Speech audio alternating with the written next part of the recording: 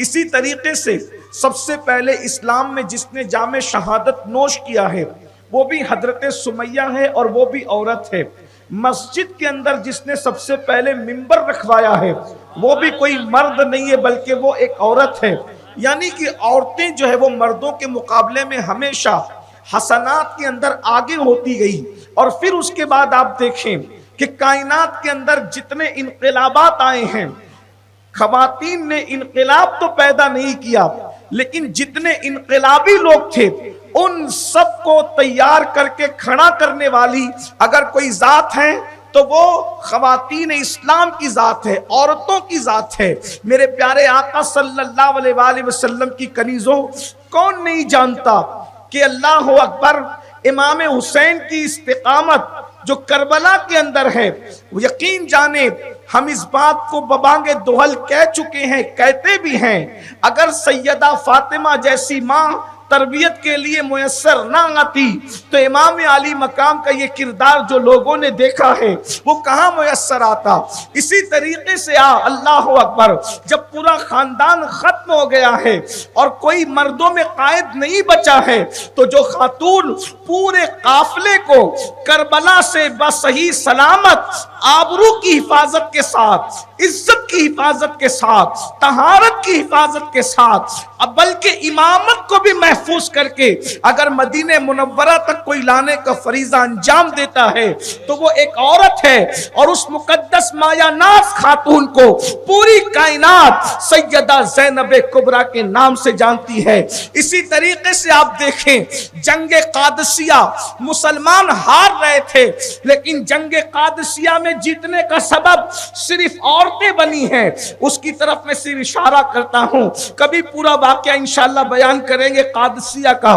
جنگ قادسیہ وہ ہے، اسلام دشمن طاقتیں ہاتھی لے کر کے آئے تھے، اللہ اکبر، اسلام دشمن طاقتیں ہاتھی لے کر کے آئی تھی، اللہ اکبر، مسلمانوں نے اللہ اکبر ہاتھیوں پہ چڑھ کر ہاتھیوں کی سونڈ کو کاٹا تھا۔ اس کے باوجود بھی کم و بیش 15 دن بیت گئے تھے، نہ دن کو سوئے تھے نہ رات کو سوئے تھے۔ جنہوں نے ہاتھیوں کی سونڈیں کاٹی تھی وہ کوئی معمولی لوگ تو نہیں رہے ہوں گے، جو ہاتھیوں کی سونڈ سے چمٹ چمٹ کر لڑ رہے تھے وہ کوئی معمولی لوگ تو نہیں رہے ہوں گے۔ مگر اللہ اکبر جب مسلمان جوان ہمت ہار گئے، مرد ہمت ہار گئے، تو ایک خاتون اللہ اکبر اس نے ساری عورتوں سے میٹنگ کی، اور میٹنگ کرنے کے بعد کہا ہمارے شوہر اب نیند کے غلبے میں ہیں، ہمت ہار رہے ہیں، چلو انہیں حوصلہ دیں۔ اور اس کے بعد پھر وہ ساری خواتین کو لے کر کے وہ خاتون پہنچی، اور پہنچنے کے بعد انہوں نے پتھر کو جو ہے ایک ساتھ جمع کر لیا اور مردوں کو کہا فوج کو یہ دیکھ رہے ہیں پتھروں کا ڈھیر یہ کس کے لیے ہے؟ مردوں نے پوچھا تھا یہ پتھروں کا ڈھیر کس کے لیے ہے؟ تو اس وقت انہوں نے کہا تھا یہ دشمن کے لیے نہیں ہے، یہ تم لوگوں کے لیے ہے۔ اگر تم لوگ شکست کھا کے واپس آؤ گے، ادھر سے دشمن کی تلواریں چلے گی، ادھر سے ہمارے پتھر چلیں گے اور تمہیں مار دیا جائے گا، اور جو زندہ بچ کر کے آئے گا وہ اپنی بیوی کو کبھی زندگی میں ہاتھ لگا نہیں سکے گا۔ اگر بیوی اور کامیابی چاہتے ہو یا تو مر جاؤ یا تو فتح یاب ہو جاؤ۔ اور اس کے بعد جب عورتوں کی طرف سے یہ حوصلہ ملا، اور ایک خاتون نے جن کا یہاں نام میں نہیں لے رہا ہوں، اللہ اکبر، اس خاتون نے کہا تھا اور اگر تم نامردی کا مظاہرہ کرو گے تو پھر ہمیں اجازت دو، ہم جا کر کے لڑیں گے اور بتائیں گے کہ اسلام کی بیٹیوں کے اندر کتنا بہادر دل رکھا گیا ہے۔ جب یہ تقریر سنی گئی اور یہ حالات ہوئے، مسلمان شیروں کی طرح پلٹے ہیں اور اللہ نے مسلمانوں کو فتح و نصرت عطا فرمائی ہے۔ اس سے عورتوں کا معاملہ پتہ چلتا ہے۔ جنگ بدر میں عورتوں کی قربانیاں، جنگ احد میں عورتوں کی قربانیاں، جنگ حنین میں عورتوں کی قربانیاں، جنگ خندق میں عورتوں کی قربانیاں، یہ ایک الگ سا عنوان ہے۔ جتنے जितने भी इनकलाबी कायनात में आए हैं वो सब के सब जो है अल्लाह अकबर किसी न किसी औरत का नतीजा है। आज भी कायनात के अंदर अगर कोई अच्छी नात पढ़ रहा है तो वहां भी किसी औरत का नतीजा है। किसी माँ ने किसी बच्चे को लोरियों में नात सुनाई होगी, तब कहीं जाकर के बच्चे बड़े होकर के नात गुनगुनाते हैं। अल्लाह अकबर। इसी तरह याद रखें, अगर कोई अच्छी गुफ्तगू कर रहा है तो किसी माँ ने बिठाकर बच्चे को अच्छी नसीहत की होगी, तब कहीं जाकर उसकी जबान पर कीमती जुमले जारी हुए हैं।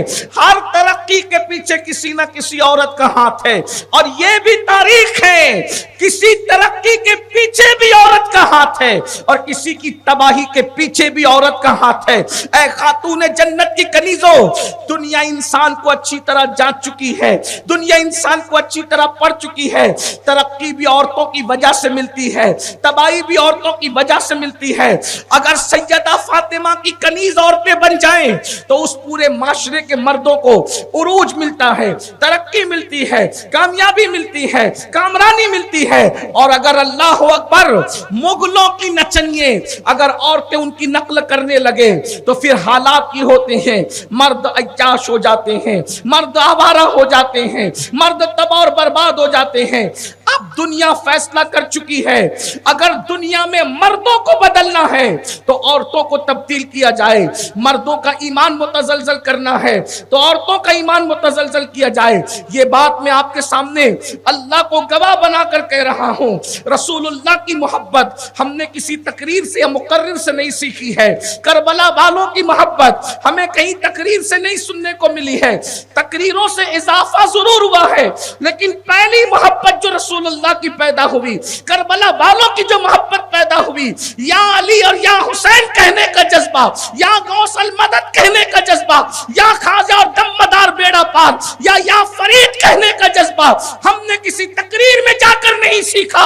हमें हमारे घर की या तो माँ ने सिखाया या तो हमारी दादी ने सिखाया। अल्लाह अकबर। और याद रखना, मुकर्रिरों को हम शक की निगाह से देख सकते हैं, कभी माँ को, कभी बहन को, कभी दादी को, कभी नानी को इंसान शक की नजर से नहीं देख सकता। इसीलिए तो लोग नारे हालात और वक्त के हिसाब से बदल देते हैं, लेकिन जो माओ की गोद से सीखे हुए नारे हैं, जो दादी की गोद से सीखे हुए नारे हैं, जो झूलों में झूलते हुए सीखे हुए नारे हैं, आज भी बच्चे उसको फरामोश नहीं करते और न कर सकते हैं।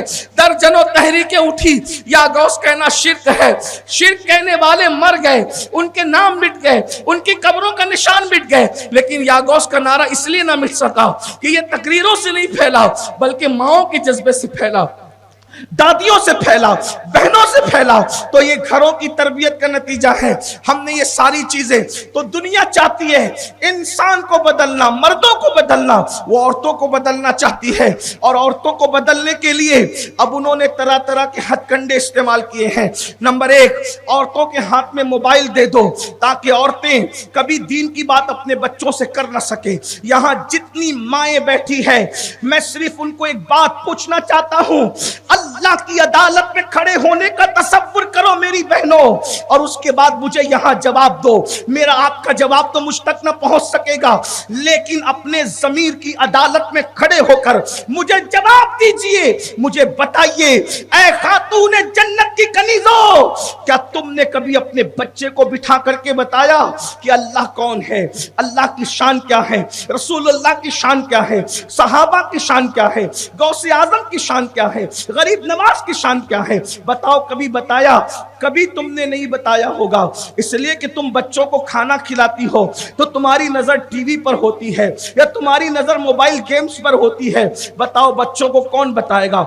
अब ए माँ, तू ये ना बताएगी तो बच्चा मोबाइल में सीखेगा शैतान को, जिन्नात को, भूत को, गेम्स को, और वो उसी तरफ जाएगा। और जब तू बूढ़ी होगी तो वो तुझे लात मार कर रिजेक्ट करेगा। इसमें बच्चा तो जहन्नमी बनेगा, लेकिन ये तेरे कसूर की अल्लाह तुझे सजा देगा। इसलिए माओ को चाहिए खिलाते वक्त तो बच्चों को रसूलुल्लाह के वाक़यात बताए, ताकि बच्चों का ईमान मजबूत हो, बच्चों का यकीन मजबूत हो। गौसे पाक की शान बताए, रसूलुल्लाह اللہ کی شان بتائیں، صحابہ کی شان بتائیں، ان کے ایمان کو مائیں جتنا مضبوط کر سکتی ہے اتنا کوئی مضبوط نہیں کر سکتا۔ اس وقت ماؤں کی ذمہ داری بہت بڑی ہے۔ میں ایک بات یہاں آپ سے کہہ دوں، جتنے تمہارے بچے اور بچیاں ہیں، اگر تم نے صرف انہی کا ایمان مضبوط کر دیا تو اللہ اکبر، اللہ اکبر، ہزاروں مبلغین کو جو اجر ملتا ہے اس سے زیادہ اجر اللہ تمہیں عطا فرمائے گا، اس لیے کہ ہزاروں کافروں کو مسلمان بنانے سے بہتر ہے کہ مسلمانوں کے گھر میں پیدا ہونے والے بچوں کو کافر اور مرتد ہونے سے بچا لیا جائے۔ اس لیے یہ کام آپ بہت خوبی کر سکتی ہیں، مگر عورتوں کو بدلا جا رہا ہے۔ ایک تو موبائل ہاتھ میں دے دیا گیا، دوسرا یہ آپ کو اتنا بیزی اور مصروف کر دیا گیا فیشن کے نام پر، اس لیے کہ پہلے گھر میں بنتی سنورتی تھی تو 10 منٹ 15 منٹ میں بن سنور جاتی تھی، اب بیوٹی پارلر جانا پڑتا ہے تو 2-4 گھنٹے لگتے ہیں۔ اللہ اکبر، میں اس پر بھی معذرت کے ساتھ عرض کروں گا، نیک ماؤں کے بچے جب آج بگڑ رہے ہیں تو جو ماں خود آوارہ ہوگی اس کا بچہ کتنا بگڑے گا اس کا تصور نہیں کیا جا سکتا۔ اس لیے میری گزارش ہے، ماں ہونے کا حق ادا کرو۔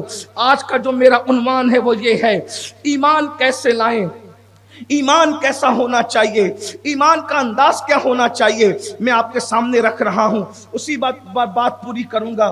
ہمارے برادر محترم حافظ مقصود صاحب نے مجھے بتایا تھا کہ یہ پلان ہے کہ 9:30 بجے محفل مکمل ہوگی انشاءاللہ، تو میں بھی کوشش کروں گا کہ وقت پر محفل مکمل کر دوں تاکہ آگے کے معاملات آپ کے آسان ہو جائیں۔ 5-10 منٹ آگے بڑھ جائے تو معاف کر دیجئے گا، لیکن توجہ سے سننا۔ ایمان کیسے لائیں؟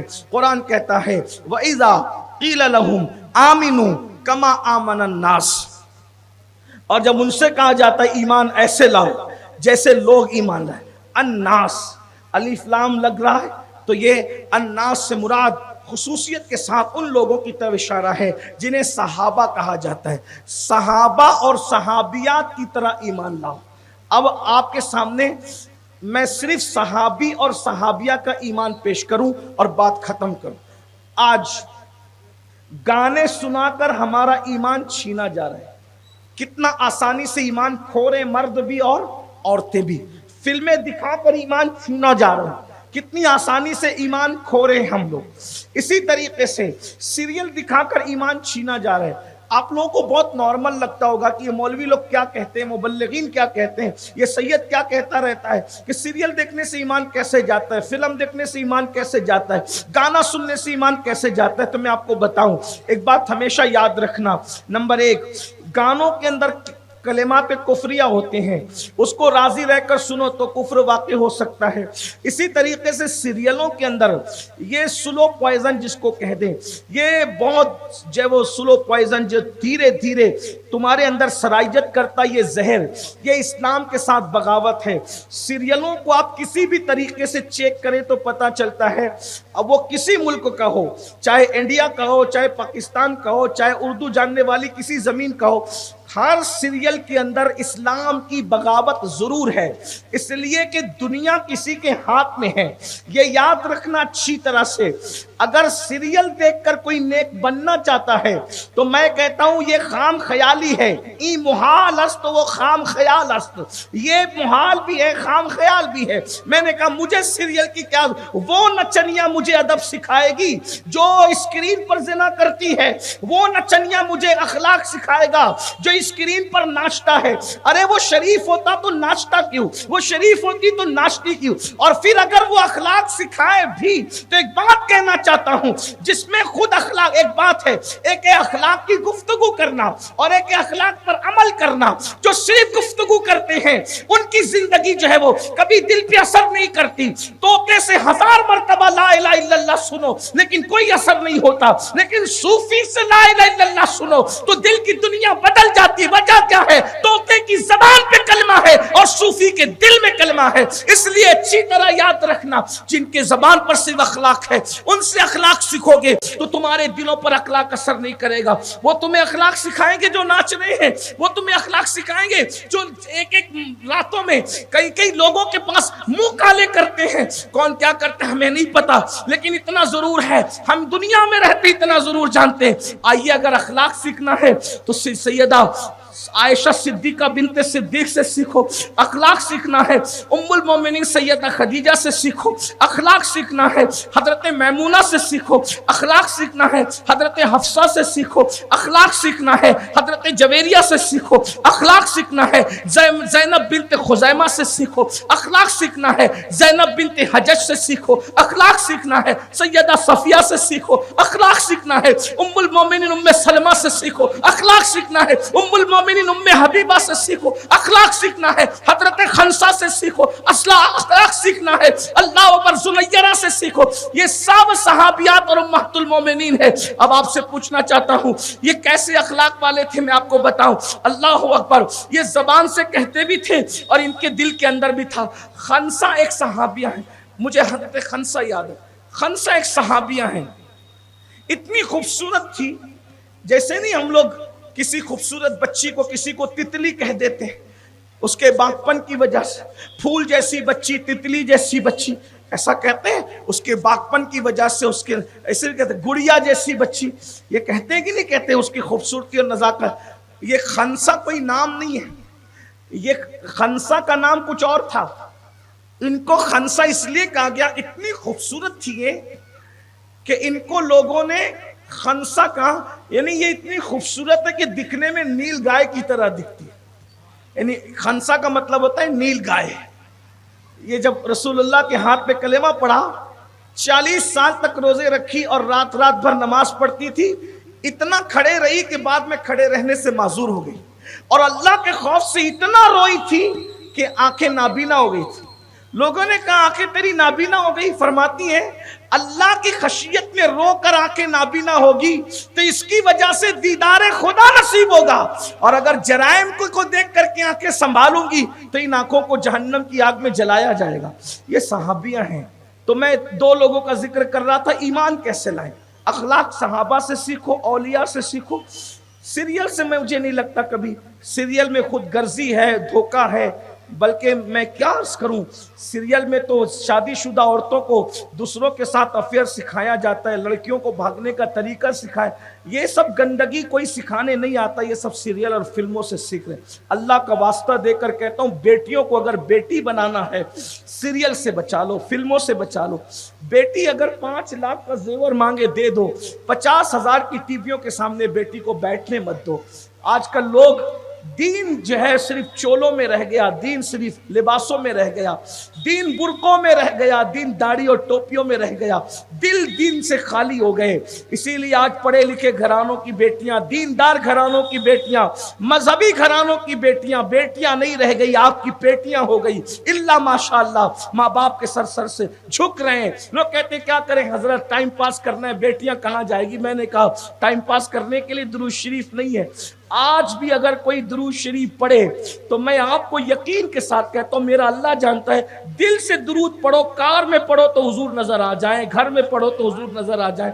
کیا کریں، درود ایسی چیز ہے، حضور کا جلوہ نظر آتا ہے. درود پڑھ کے تو دیکھو. سوچو سیریل دیکھنے والوں کو حضور کب نظر آئیں گے. سیریل سے آنکھیں بند کرو. لوگوں سے میرے امام سیدی اعلیٰ حضرت کے اشعار کی تشریح بچیاں کر رہی تھی.